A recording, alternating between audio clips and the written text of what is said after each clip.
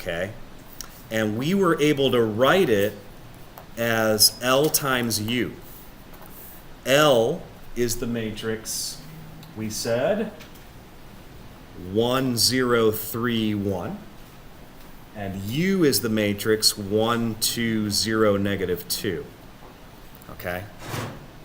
So again, software can do this. We could do it by hand, I guess. We showed that a little bit. Right?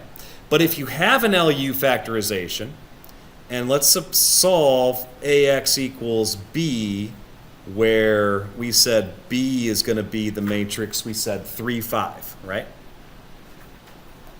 Okay. So the game is solve AX equals B.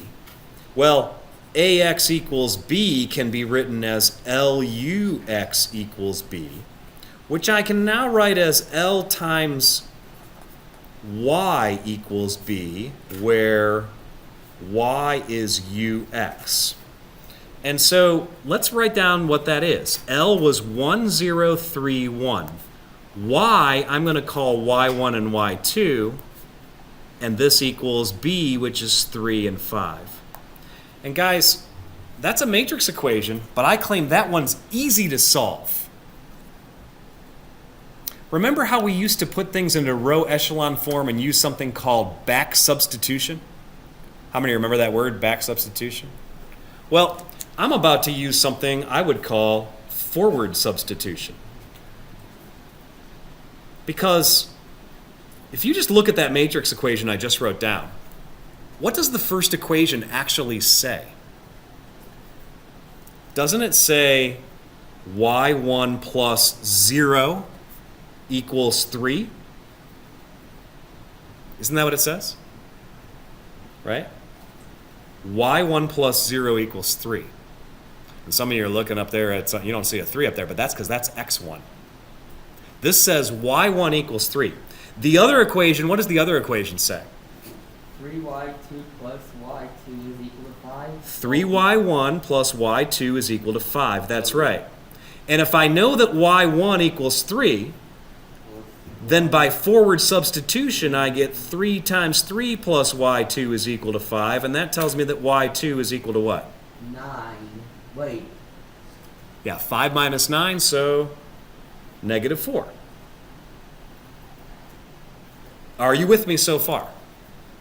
So I just did some work, and I determined that y1, y2 is actually equal to 3, negative 4. But we're not going after the y's. Remember that y is the same as ux, and x is what I'm interested in. And so I can replace y with u times x. I'm going to write instead u x1, x2 is equal to 3, negative 4. Now, what do you guys know about matrix U? It's what kind of matrix? 2 by 2? Yes, and also the U stands for upper triangular. Yeah. And if it's upper triangular, that means how can I solve this system of equations? By back substitution. Because, again, looking at the equations that are written, which equation do I want to start with? The bottom one. What does the bottom one say? It says negative 2x2, oops, is equal to what? Negative 4. And that implies that x2 is equal to what? 2, which is part of the solution. All I need is x1. So I go to the top equation. What does the top equation say?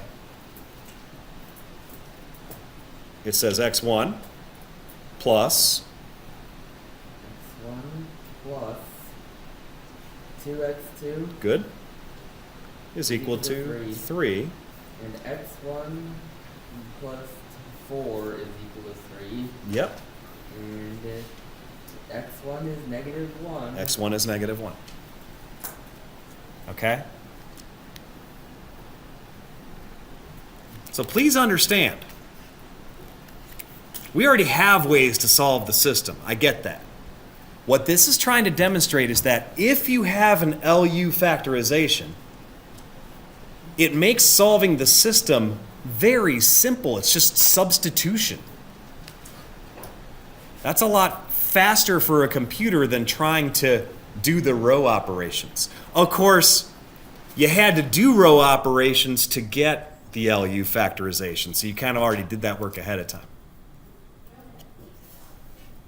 Okay, one last thing to talk about. Okay, guys? And then we're on break.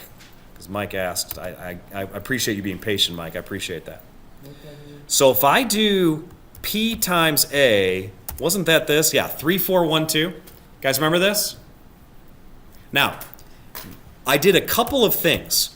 One thing I did was I did this, L comma U of P times A, right? But the other thing you can do, you can either do LU or you can just write this. When you just write this, how many matrices does it spit out? Only one. You guys see that?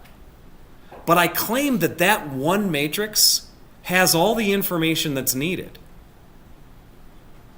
And that's an advantage for LU also. It's a storage thing. Because look, remember that these matrices are enormous normally, right? Storing a big matrix can be a pain in the butt. It can take up a lot of room. You guys have tried to download huge photos or videos, right? That's a big matrix is what it is. It's a lot of data. And so sometimes we want to figure out how you store things better. So I guess what I'm saying is, back to my paper here, back when we had the LU factorization, how would MATLAB store this? Well, it doesn't need to write down a 0 here because it knows that's a 0 because it's lower triangular. It doesn't need to write down this 0 either. It knows that's a 0 because that's upper triangular. Are you with me? There's actually one more thing it doesn't need to write down either. Well, two more things. It doesn't need to write down these 1s. How come? Those are always 1s. L is unit lower triangular. So those 8 entries, MATLAB can consolidate them, and it'll just write the 1, 2, and -2 from the upper triangular matrix, and it'll just write the 3 from the lower triangular matrix into one matrix. And so that's why when I asked for the LU factorization, it just spit out one matrix. All the information's there. You just have to know where to get it. So, anyways, guys, we're at almost 10 after 11. That's all I have on LU. That's all I'm going to do on LU, other than maybe assign those 3 homework problems. But I hope you enjoyed it. And if you're interested in more, that could be a project as well. Okay? There's no reason you couldn't do more in that direction if that interests you.